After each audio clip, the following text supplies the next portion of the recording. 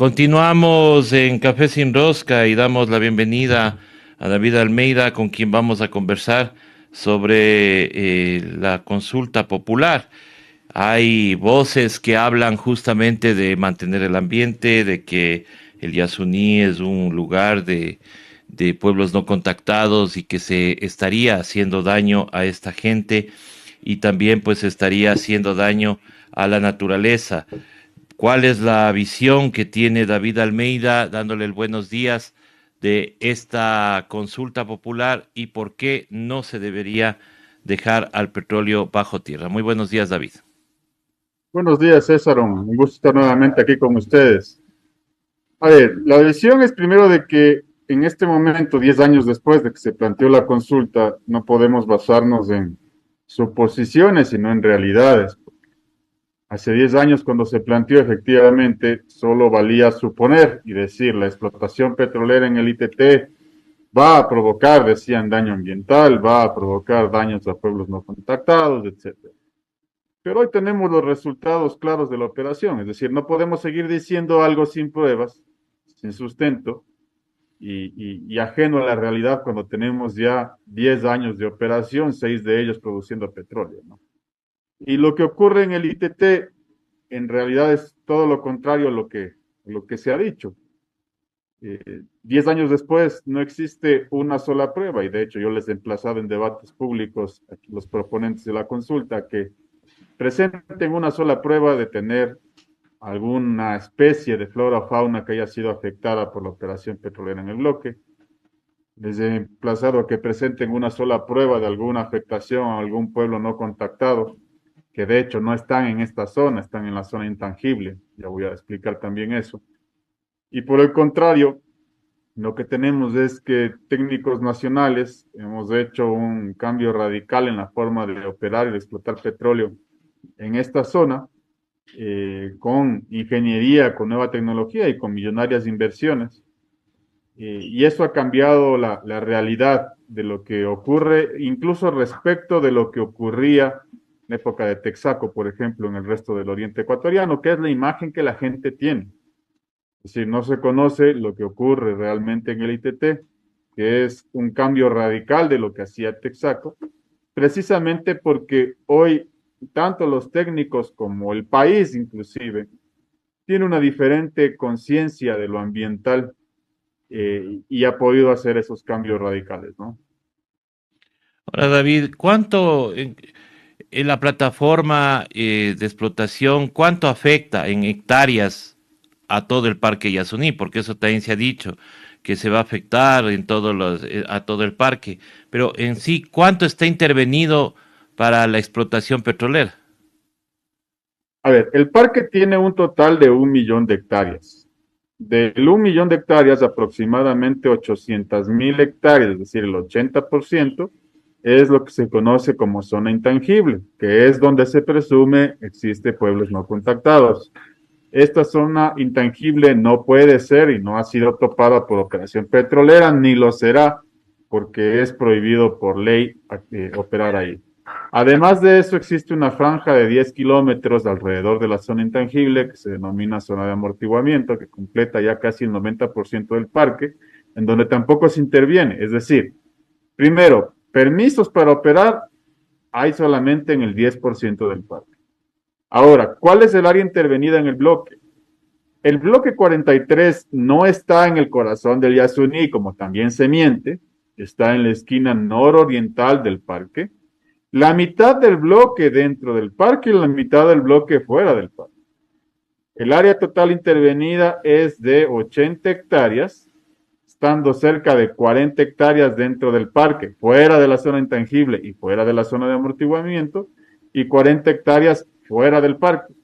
Es decir, más o menos, si ustedes comparan el área intervenida con el área total del parque, es como comparar la extensión del Parque La Carolina con la extensión de toda la provincia de Pichincha. Esa ha sido el área de intervención. ¿Y por qué hemos podido reducirla tanto? Precisamente por el esfuerzo de ingeniería que hemos hecho técnicos nacionales. Por ponerte un ejemplo, César, en Texaco, por ejemplo, que es la imagen que nos venden, para perforar un solo pozo tenía que abrir cerca de 2 hectáreas de selva. y ahí mismo colocaba las famosas piscinas de desechos. Y eso es lo que generó tanto impacto ambiental en la Amazonía. Nosotros en las mismas 2 hectáreas podemos meter 40 pozos y no existe una sola piscina de desechos en el ITT, porque lo que hacemos es implementamos un proceso que se denomina reinyección, en donde una vez que separamos el crudo, que acabamos la operación, el crudo se lo bombea a una estación que está 80 kilómetros más allá, fuera del parque, y luego todos los residuos se los regresa al reservorio de donde vinieron. Es decir, no queda nada en superficie. Y por tanto, se reduce también el tema del el impacto ambiental. Inclusive en el tema de derrames, en los 10 años de operación del ITT no hemos tenido una sola gota de crudo que haya tocado ni el piso de la locación, peor aún la selva o los ríos. Ellos hablan, por ejemplo, dicen, ha habido 22 derrames en el ITT. Eso también no es cierto. Lo que ha ocurrido en el ITT es que si bien ha habido 22 incidentes, estos son contenidos en las estructuras de contención diseñadas para eso, que nosotros denominamos cubetos, y que suman apenas en total 18 barriles en los 10 años de operación, todos recuperadas de las estructuras de contención, es decir, no llegan a topar el piso de la selva. Esa es una diferencia importante que tenemos en este bloque también, y es gracias a la inversión millonaria que ha realizado el pueblo ecuatoriano, porque quien opera aquí no es otro que la empresa estatal. Y de la plata del pueblo ecuatoriano se ha hecho una inversión de cerca de 1.800 millones de dólares en infraestructura, es decir, una inversión fuertísima en la estructura petrolera más moderna que tenemos en el país. ¿Cuánto, cuánto sale para el país de la explotación petrolera que hoy está haciéndose ahí en el bloque 43? ¿Cuánto recibe el Estado? Ok, nosotros descontado ya costos, sí, descontado lo que el Estado tiene que poner, la utilidad neta en los últimos años de operación, los últimos 6 años ha sido de 4.700 millones de dólares. Solo el año pasado la utilidad fue de 1.200 millones de dólares. ¿Por qué es más del año pasado que los anteriores? Por dos factores. Una, el precio del petróleo, que es además similar al precio que tenemos en este año. Y dos, porque ya se van amortizando las inversiones también. Entonces, ya el margen de utilidad que te queda es más alto. De ahí salen los 1.200 millones de dólares en utilidades que se dice que es lo que dejaríamos de recibir y que se puede calcular fácilmente, porque además hay una cosa que a nosotros nos ha molestado sobremanera y es el hecho de que se miente con las cifras. El otro día leía un artículo del economista Alberto Acosta Espinosa, donde dice, no, no puede ser 1.200 millones porque el costo de producción está en $50 por barril. No cita fuente de dónde saca eso, una cifra totalmente sacada del estómago de alguien. Y luego con eso quieren convencerle a la gente y decir, miren, ese aquí no entrega nada del bloque. El cálculo se puede hacer simple y con las cifras oficiales que están publicadas, porque además solo hay que hacer un poquito de esfuerzo y googlear. Y ahí van a encontrar, por ejemplo, el informe estadístico de Petroecuador de 2022. Y en ese informe estadístico va a encontrar todos los datos para calcular esto. Y lo voy a hacer rapidito. 18.4 millones de barriles se produjeron en todo el 2022 de este bloque en específico. El crudo de este bloque se vendió en 82.17, perdón, $82.71 por barril. Y si ustedes multiplican por los 18.4 millones de barriles, da poco más de 1.500 millones de dólares en ingresos. Y los costos de operación en este bloque son de $17 por barril, multiplicado por los 18.4 millones de barriles, da cerca de 300 y pico millones de dólares costos, lo que nos da 1.200 millones de dólares en utilidad. No hay a dónde perderse. Pero Tuvimos otra vez otro corte. Vamos a ver si podemos retomar la conexión con David, quien nos estaba explicando justamente la situación en el campo ITT, porque, a ver, estamos claros de que todo lo que se ha dicho no es verdad. Ahora, quisiera, David, bueno, que por favor nos repitas esta última parte porque tuvimos algún problema con la conexión. Sí, sí, con todo gusto. Te decía de que se ha mentido con las cifras.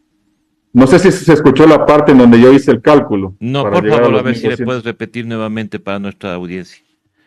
Sí, como te decía, lamentablemente economistas como Alberto Acosta Espinosa, yo he visto un artículo que presenta él en el portal Plan B, y ahí establecen una serie de mentiras, como decir que el petróleo del ITT no aporta casi nada al presupuesto general del Estado. De hecho, lanza una cifra, dice el 2021 todo el crudo aportó 2.700 millones de dólares al Estado. Basta revisar el informe estadístico de Petroecuador del 2021 y se van a dar cuenta que solo las exportaciones de ese año fueron de cerca de 6.500 millones de dólares. Es decir, no hay por dónde decir que apenas se aportó 2.700 millones de dólares. Segundo, que te dice que el costo de producción es de $50 por barril y por eso no te queda nada. Y no te da la fuente, de dónde sacan esos $50 por barril. Es decir, sacan cifras básicamente del estómago, como he dicho yo. Y luego las quieren publicar en un artículo con tintes o con aires académicos para que la gente diga, ah, mira cómo son $50 por barril. La realidad del costo es 17 y basta hacer un poquito de esfuerzo y googlear y se encuentran todas las cifras. Los informes estadísticos de Petroecuador yo entiendo que son un poco extensos porque tienen todas las cifras, pero si se busca un poquito se encuentra que, por ejemplo, el año pasado se produjo 18.4 millones de dólares, perdón, 18.4 millones de barriles de petróleo, que ese petróleo del ITT, crudo napo, se vendió $82.71 por barril. Si es que multiplicas eso por la cantidad de barriles, te da cerca de 1.500 millones de dólares en ingresos. Que si le restas los costos, que el costo es $17 por barril de producción, y le multiplicas por los 18.4 millones de barriles, te da cerca de 300 millones de dólares en costos. Y si restas lo uno del otro, te da 1.200 millones de dólares en ingresos, en utilidades, perdón. Es decir, no hay mucho a dónde correr, pero sin embargo se sigue mintiendo, porque esto es una campaña que no solo se ha basado en supuestos y pasiones, sino en mentiras. Y que tiene otros intereses detrás, por supuesto, porque a la gente no le mienten gratis, ¿no?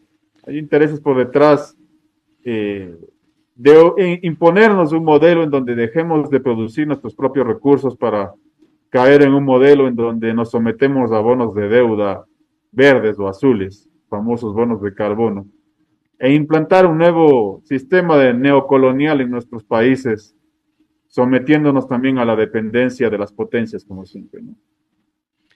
Muchos de los candidatos ayer en el debate hablaban de salir de del modelo extractivista del país. Eh, ¿Es tan fácil salirse de un rato al otro? ¿En un año y medio lo podrán hacer? Porque ese es el ofrecimiento que están haciendo en este momento. Salir del modelo extractivista, pero ¿a dónde vamos entonces? A- Juntando con eso, quienes están a favor de dejar el crudo bajo tierra hablan de que el turismo sería una de las fuentes de ingreso que suplan justamente a la explotación petrolera. ¿Crees tú que se pueda hacer esto?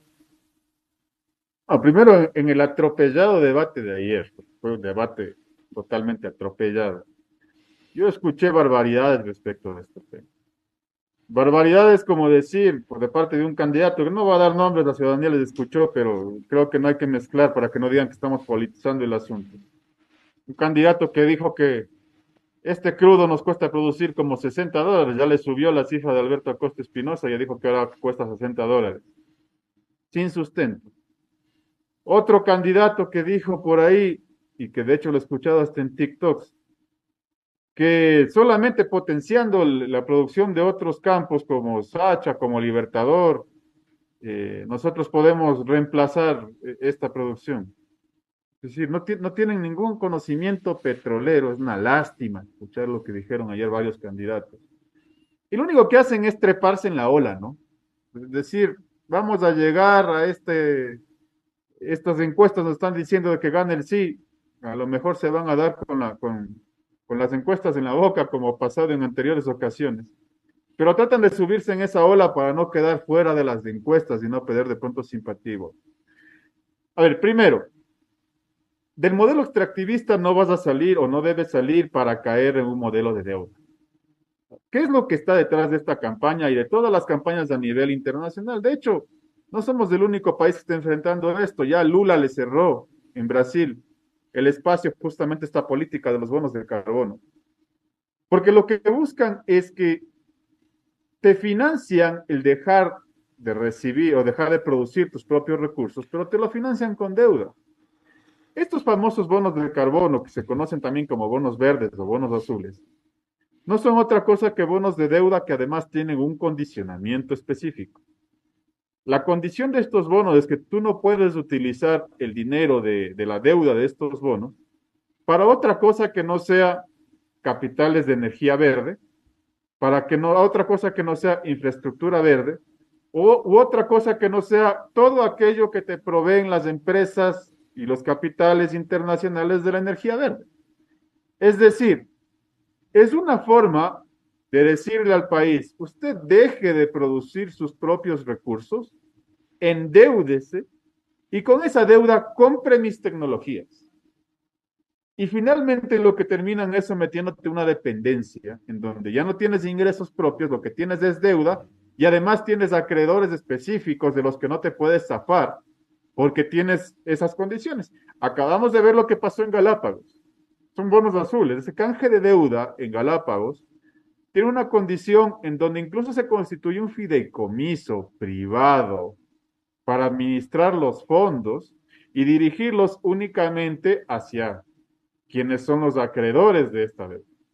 Entonces, eso mismo es lo que quieren que hagamos acá. Y por eso hay tanta plata, César, en la campaña del sí. Porque nadie se explica de dónde sale plata para pagar actores en todos los spots, spots de alta producción. Tú y los compañeros de hoja de ruta saben perfectamente cuánto puede costar un minuto de sus spots. Y eso no es nada barato. Y la pregunta es, ¿por qué tanto interés y quién financia una campaña de este estilo? Si es que no hay un interés económico detrás. Entonces, por eso para nosotros esto se ha convertido en una campaña por defender los recursos de la nación, porque estamos defendiendo el petróleo de la nación. Estamos defendiendo el derecho de la población, además, a mantener bajos los precios de los combustibles, porque eso se sustenta de nuestra producción petrolera. Y estamos defendiendo la empresa petrolera del país y de la gente. Eso es lo que está en juego en esta consulta. Para salir del extractivismo, tienes que hacer un montón de inversiones, como por ejemplo avanzar en tener plantas petroquímicas en el país que cuestan y que tienes que financiarlas con los ingresos petroleros, porque además los bonos verdes no te van a financiar la construcción de plantas petroquímicas. Para desarrollar, salir del extractivismo tenemos que desarrollar industria pesada, por ejemplo, plantas siderúrgicas muy grandes en el país para poder hacer las máquinas que en el momento no podemos hacer y tenemos que importar. Para salir del extractivismo tienes que industrializar el agro. Es decir, tenemos que hacer un montón de cosas que requieren plata. Y la plata la obtienes de dos vías, o de tus propios recursos o de deuda. Pero de la deuda verde no vas a sacar recursos para eso. Entonces es importante que se analice como país esto y por eso me sorprende que ayer los candidatos sueltan cosas, dicen cosas y se nota que no entienden la consecuencia real que esto tiene para el país. Estimado David, y justamente haciendo referencia al debate, ayer se preguntó que cómo, si se podía mantener o no los subsidios. Alguna vez conversamos contigo y decíamos que los famosos subsidios no existen. Pero una de las cosas que podría de alguna manera bajar el subsidio o quitarlo poco a poco para que no tenga tanto impacto, puede ser la construcción de una refinería y un proyecto petroquímico para nosotros poder tener nuestros propios combustibles refinados y bajar totalmente el precio. Pero por supuesto, pero es que además es contradictorio que hace un año nosotros hayamos peleado por mantener bajos los precios de los combustibles, precios que se sustentan precisamente en el hecho de que somos un país que produce petróleo y que refina petróleo y produce derivados, y que esa parte de lo que producimos localmente sale a tal bajo costo que puede compensar los altos costos de lo que importamos y nos permite manejar esos precios bajos de venta final al consumidor. y luego decir hoy, pero dejemos de producir petróleo. Es decir, es incongruente haber hecho una lucha titánica hace un año para mantener bajo los precios de los combustibles y luego decir, pero dejemos de producir petróleo. Simplemente no se sustenta sin producción petrolera local y sin poder refinar. Y si los quieres bajar aún más, por supuesto, la intención debería ser que nosotros tengamos la capacidad de refinar todo lo que producimos en petróleo. Para de esa manera nosotros no tener que importar combustibles a precio internacional, sino que los podamos producir a bajo costo, como ocurre en este momento en las plantas refinadoras que tenemos hoy en el país, y poder sustentar esos precios bajos y que incluso con el precio que tenemos hoy, el Estado tenga utilidades, porque sí se puede lograr de esa manera.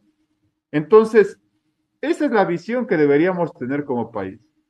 Pero lamentablemente, como he dicho, acá todo el mundo se trepa en las encuestas y no piensa en la nación como tal. Por eso a mí me dejó un pésimo sabor de boca el debate de ayer, además de lo atropellado de la organización, es el hecho de que no existe una conciencia real de lo que el país necesita, de lo que el país vive, y además de qué es lo que financia los ingresos del presupuesto general del Estado, porque nosotros hemos sido claros en decirle a la gente, deje de producir el petróleo del bloque 43, y lo que va a pasar es que para llenar esos 1.200 millones de dólares que deja de recibir, para pagar los 2.000 millones de dólares que va a costar desmontar la infraestructura, para tirar al tacho de la basura 1.800 millones de dólares que el pueblo invirtió en infraestructura moderna, le van a meter la mano al bolsillo a la gente.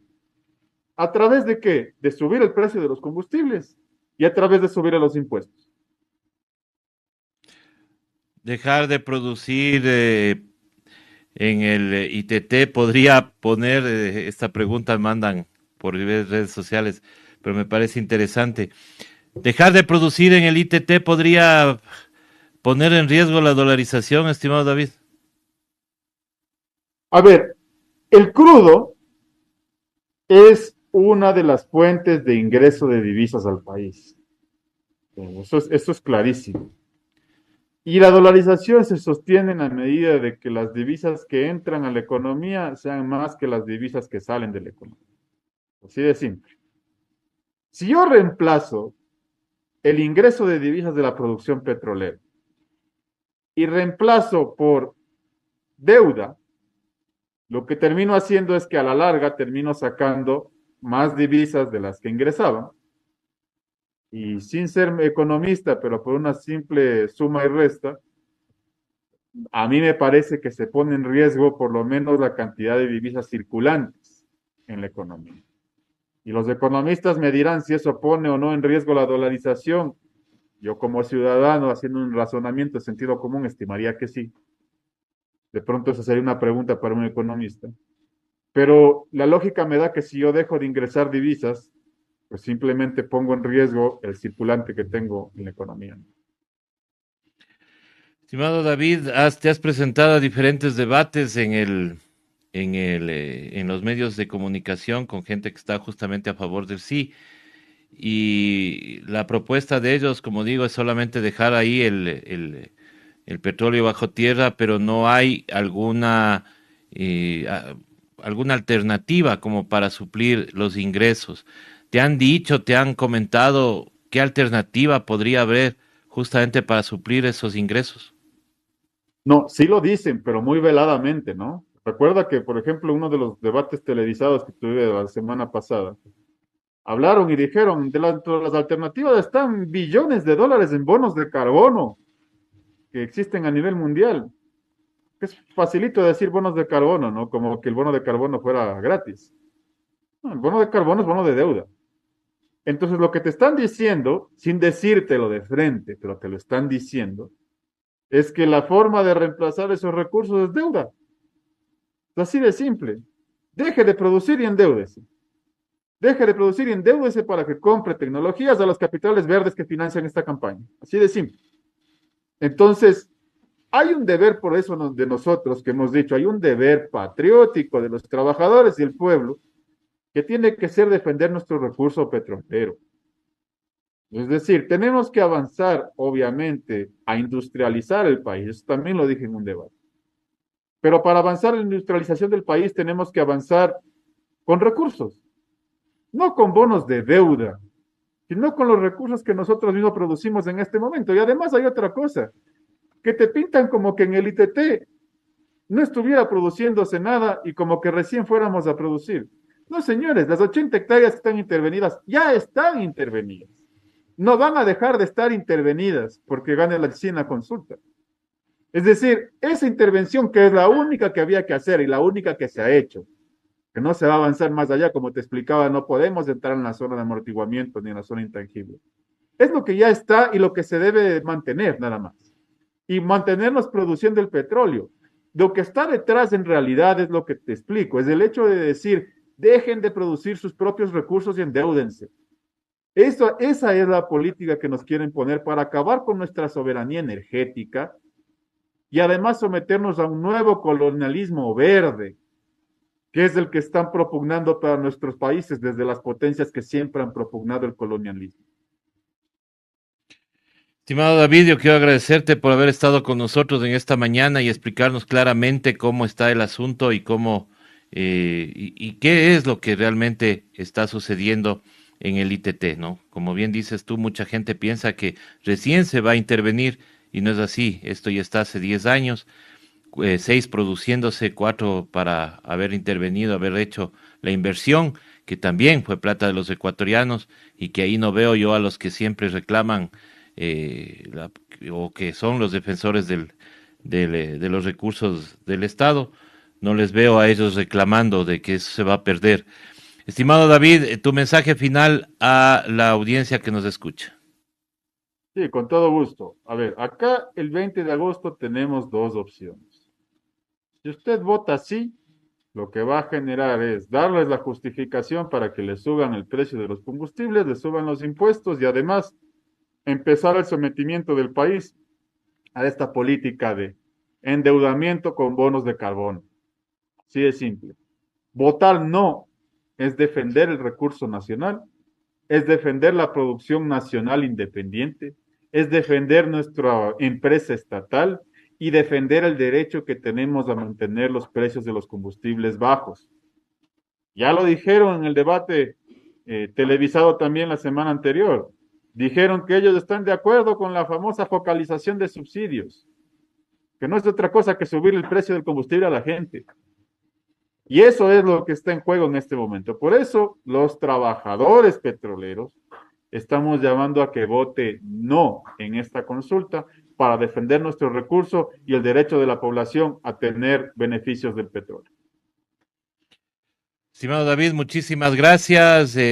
Gracias por estar siempre aquí con nosotros en Hoja de Ruta y la invitación para seguir tratando este tema mientras se pueda hasta el 20 de agosto donde tomaremos esta decisión. Definitivamente se está jugando el futuro del país, así que hay que tener cuidado y hay que estar bien informado. David, muchísimas gracias por haber estado con nosotros. Un abrazo. Nosotros regresamos luego de este corte con Al César lo que es del César.